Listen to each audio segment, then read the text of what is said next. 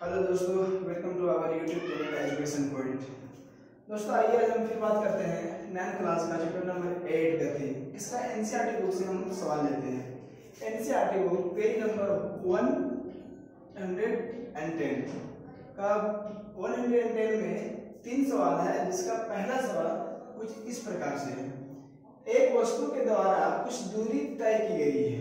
एक वस्तु है, वो कुछ दूरी को तय करता है। क्या इसका विस्थापन शून्य हो सकता है? वस्तु का जो विस्थापन है वो शून्य हो सकता है क्या? अगर हाँ, तो अपने उत्तर को उदाहरण के साथ या द्वारा समझाइए। देखिए, दूरी और विस्थापन में हम लोग समझ चुके कि ये दोनों में क्या फर्क है और दोनों में क्या समानताएं हैं। अगर आप वीडियो नहीं अगर देखे हैं तो डिस्क्रिप्शन में लिंक दे दिया गया है, वहां से जाकर वीडियो देख लें। देखिए, आपका जो दूरी होता है वो दूरी दो बिंदुओं के बीच की लंबाई, वो लंबाई इस प्रकार से भी हो सकती है, इस प्रकार से भी हो सकती है और इस प्रकार से भी हो सकती है। लेकिन विस्थापन दो बिंदुओं के बीच की लंबाई ही होती है, लेकिन वो सबसे कम लंबाई, सबसे कम दूरी वाली लंबाई, सबसे शॉर्टेस्ट डिस्टेंस, ठीक है, उसको हम लोग विस्थापन कहते हैं। विस्थापन हमेशा सिर्फ एक दिशा में होता है। विस्थापन में जो वस्तु होता है, वस्तु एक दिशा में चलता है, गमन करता है, जबकि दूरी में अलग अलग दिशा में वस्तु गमन करता है। कुछ इस प्रकार, कभी इधर, इधर, कभी इधर, कभी इधर, ठीक है। अब यहाँ पर देखिए, हम कह सकते हैं अगर इसका आंसर कि विस्थापन जो होगा वो वस्तु का शून्य हो सकता है। कैसे, आइए समझते हैं। अगर कोई वस्तु दूरी को तय करता है तो उसका विस्थापन शून्य हो सकता है। देखिए, सबसे पहले आप समझिए कि कोई वस्तु यहां से इस बिंदु से स्टार्ट किया चलने के बाद वो एक वृत्ताकार पाथ पे चल रहा हो, वापस फिर उसी बिंदु पर लौट गया।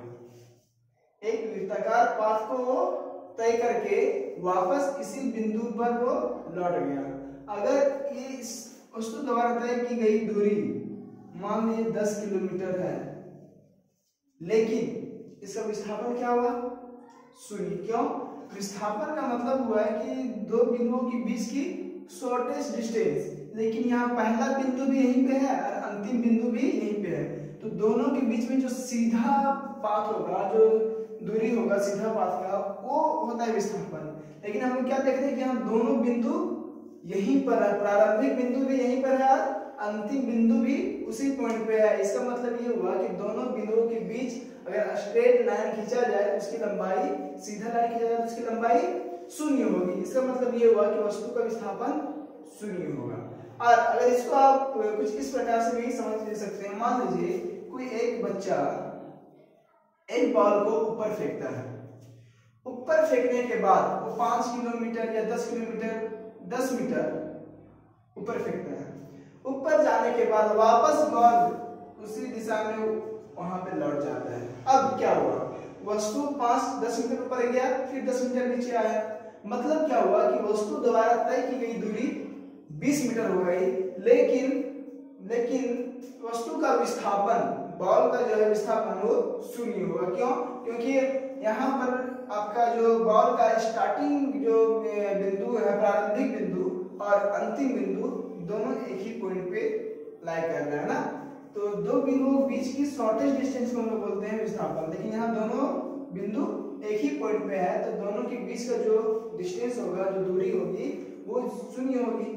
तो इस प्रकार से हम समझ सकते हैं कि एक वस्तु द्वारा अगर एक वस्तु कुछ दूरी को तय करता है तो उसका विस्थापन शून्य हो सकता है। अगर इसको हम लोग डिफाइन करना चाहते हैं तो कुछ इस प्रकार से डिफाइन कर सकते हैं। आइए देखते हैं।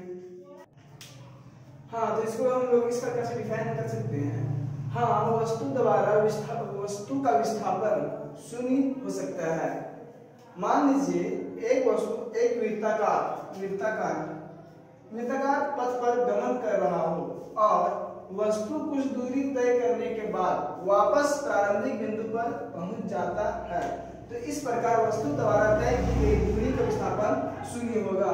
क्योंकि अगर कोई वस्तु वृत्ताकार पथ पर गमन करेगा तो जाहिर सी बात है एक समय ऐसा आएगा कि वो फिर वापस उसी बिंदु पर पहुंच जाएगा जहां से वो स्टार्ट किया हो। तो ये हो गया आपका सवाल नंबर 1 का आंसर। अब आइए देखते हैं सवाल नंबर 2, पेज नंबर 110 का। हाँ, तो आइए अब हम लोग समझते हैं सवाल नंबर 2। दूसरा सवाल कुछ इस प्रकार से है। एक किसान 10 मीटर भूजा वाले एक वर्गाकार खेत की सीमा पर 40 सेकंड में चक्कर लगाता है। कितना सेकंड में? 40 सेकंड में।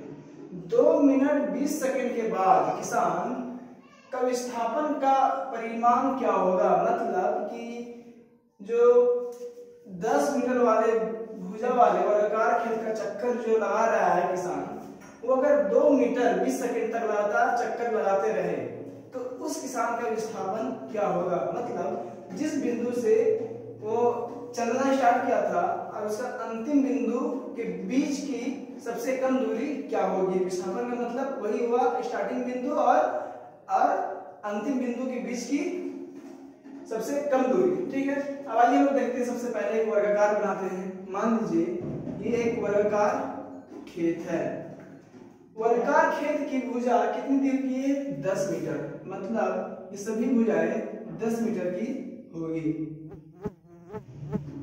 अब यहाँ पर हम लोग बात करते हैं। सबसे पहले यहाँ पर कुछ इस प्रकार से लिखते हैं। दिया गया है वर्गाकार खेत की भुजा, वर्गाकार खेत की भुजा, मान लेते हैं उस भुजा का नाम A बराबर 10 मीटर।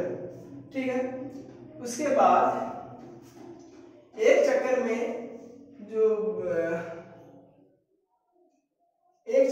लिया गया समय, और अगर हम लोग इस प्रकार से वर्गाकार का हम लोग परिमाप निकाले, वर्गाकार खेत का परिमाप, तो कुछ इस प्रकार से लिख देगा।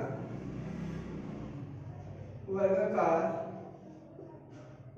खेत का परिमाप, वर्गाकार खेत का परिमाप बराबर 4a होता है। मतलब 4 इंटू 10 बराबर 40 मीटर। अब हम लोग देखते हैं कि इस खेत को, मान लीजिए किसान यहां से चलना स्टार्ट करता है बिंदु A से, B C D। अगर यहां से इस बिंदु से किसान चलना स्टार्ट करता है तो उसको एक चक्कर लगाने में 40 सेकंड लगता है। मान लेते हैं यहाँ पर एक चक्कर में लिया गया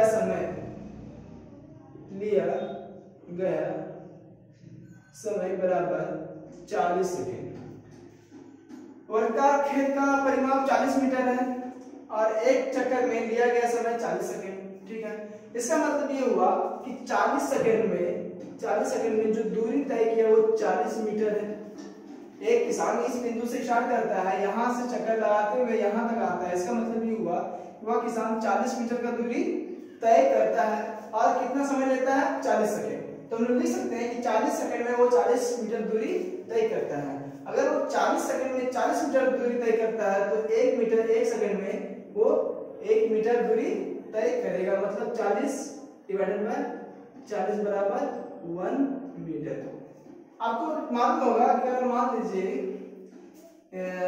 कोई आदमी 2 दिन में 2 काम अगर करता है तो जाहिर सी बात है 10 दिन में 10 काम कर लेगा या 1 दिन में 1 काम कर लेगा। उसी प्रकार से 40 सेकंड में 40 मीटर दूरी तय कर रहा है तो 1 सेकंड में 1 मीटर दूरी तय करेगा। अब हम लोग यहाँ पर निकालेंगे। अगर हम लोग देखें तो इससे अगर हम लोग आगे बढ़ते हैं तो यहाँ पर समझिए कुछ इस प्रकार से कि इसके आगे अगर हम लोग बढ़ते हैं तो यहाँ पर देखिए कि टोटल समय किसान कितना चलता है? 2 मिनट 20 सेकेंड। हम लोग यहाँ पर लिख सकते हैं कि कुल समय कितना है? 2 मिनट 40 सेकेंड। 2 मिनट 40 सेकेंड का मतलब ये होगा, उसको हम लोग सेकेंड में बदलेंगे। तो 2 मिनट में कितना सेकेंड होता है? 1 मिनट में 60 सेकेंड, तो 2 मिनट में 120 सेकेंड और ये 20 सेकेंड। मतलब 120 प्लस 20 बराबर 140 सेकेंड। वो टोटल 140 सेकेंड चलता है। ठीक है, और वो 1 सेकेंड में 1 मीटर चलता है, जैसे कि हम लोग निकालते हैं। अब बताइए कि वो 140 सेकेंड में कितना चलेगा? 140 सेकेंड में जाहिर सी बात है 140 सेकेंड में वो 140 मीटर चलेगा।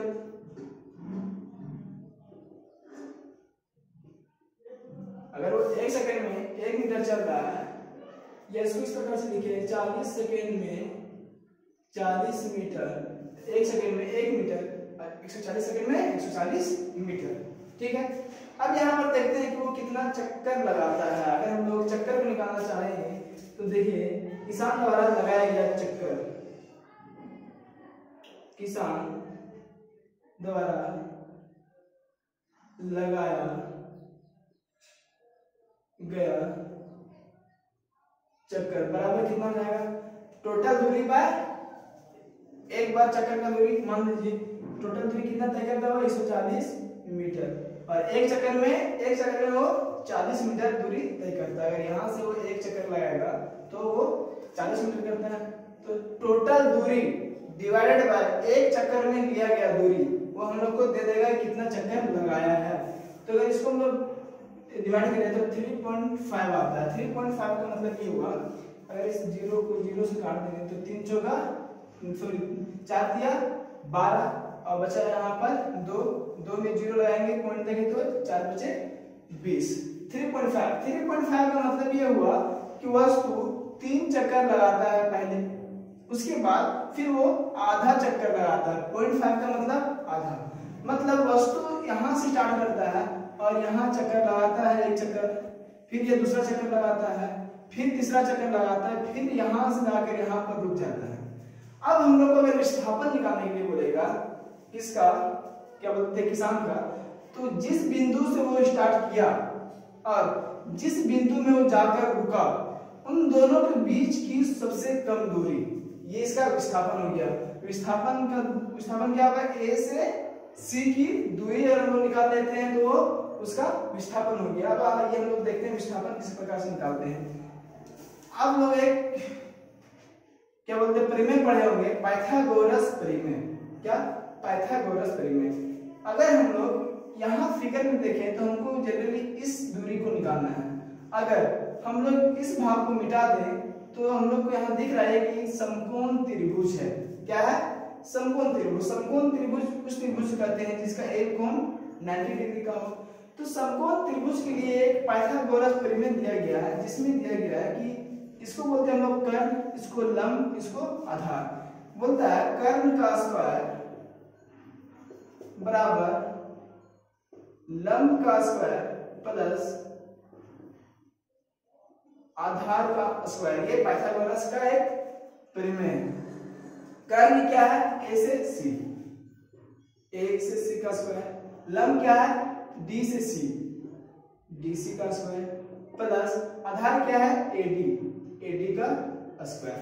अब यहाँ से आप देखें हमको निकालना क्या है, ac निकालना है, a से c। इस स्क्वायर को अगर बराबर के उधर लेके जाएंगे तो आपको मालूम होना चाहिए कि किसी स्क्वायर को अगर बराबर से उधर लेके जाते हैं तो वो रूट में बदल जाता है। मतलब dc का स्क्वायर प्लस ad का स्क्वायर। अब हमको dc का वैल्यू मालूम है, d से c का वैल्यू कितना है, 10 है, तो यहाँ पर 10 का स्क्वायर हो जाएगा, प्लस a से d का वैल्यू मालूम है जो कि है 10 मीटर, ये भी 10 का स्क्वायर हो जाएगा। तो ये हो जाएगा आपका 100 प्लस 100, ठीक है, 200। मतलब ये अंडर ब्रैकेट 200 आया। अंडर ब्रैकेट 200 आपका आ गया ये मीटर AC का वैल्यू। अगर इसको रूट को हम लोग हटाना चाहें तो हम लोग कुछ इस प्रकार से लिख सकते हैं। आइए देखते हैं। अंडर रूट 200 का वैल्यू होता है वो 14.14 मीटर होगा, जो कि इसका आंसर है 14.14। अब आगे आते हैं हम लोग सवाल नंबर 3 की और देखते हैं क्या है। हाँ, तो ये रहा आपका प्रश्न नंबर 3। प्रश्न नंबर 3 कहता है विस्थापन के लिए निम्न में से कौन सही है। आपका 2 ऑप्शन दिया गया है, पूछा है कि ये दोनों सही है या दोनों गलत है, या कौन सही है कौन गलत है। तो विस्थापन का जब बात होता है तो हम लोग जानते हैं यहाँ पर पहला कह रहा है कि यह शून्य नहीं हो सकता, शून्य नहीं हो सकता। अभी हम लोग सवाल नंबर 1 में बात किए थे कि किसी वस्तु द्वारा तय की गई दूरी का विस्थापन शून्य हो सकता है। अगर मान लीजिए वो वर्ताकार पाथ पे चले तो उसका प्रारंभिक बिंदु और अंतिम बिंदु एक ही पॉइंट पे आएगा, इसकी वजह से तो वो शून्य हो जाएगा। क्यों? क्योंकि विस्थापन दो बिंदुओं के बीच की सबसे शॉर्टेज दूरी है, सबसे कम दूरी। तो यहाँ पर दो बिंदु अगर अलग अलग हो तो विस्थापन कुछ होगा, लेकिन यहाँ दोनों बिंदु एक ही पॉइंट पे हो, एक ही जगह पे हो, तो वहाँ विस्थापन शून्य हो सकता है। इसका मतलब ये हुआ ये गलत है। ठीक है। इसका परिमाण वस्तु द्वारा तय की गई दूरी से अधिक हो सकता है, ये भी कथन गलत है। कहता है कि विस्थापन जो है वो वस्तु द्वारा तय की गई दूरी से अधिक हो सकता है, ये बिल्कुल गलत है। मान लीजिए, देखिए यहाँ पर कि दो बिंदु हैं, यहाँ से वस्तु अगर मान लीजिए यहाँ से आने का पाथ कुछ इस प्रकार से है या दूसरा पाथ इस प्रकार से है, तो यहाँ पर आपको देखिए इस पाथ से जो दूरी तय करेगा वस्तु, मान लीजिए इसका 10 मीटर दूरी है, इसका 8 मीटर दूरी है। ठीक है। तो वस्तु द्वारा जो तय की गई दूरी है वो 10 मीटर और 8 मीटर है, लेकिन ये दोनों बिंदुओं के बीच अगर विस्थापन निकाला जाए तो विस्थापन कुछ इस प्रकार से निकलेगा। दो बिंदुओं के बीच की सबसे कम दूरी जो कि एक सीधा लाइन होता है।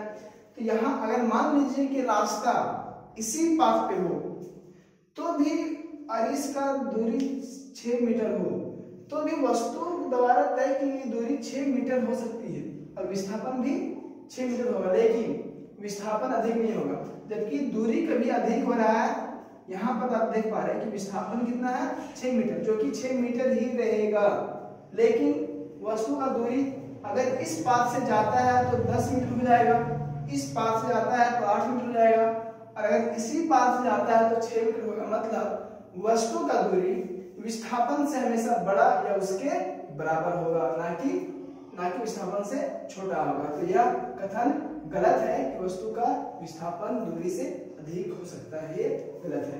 तो इसका आंसर अगर हम लोग लिखना चाहें तो लिख सकते हैं कि उपरोक्त दी गए दोनों क्या बोलते हैं कथन गलत है। ठीक है।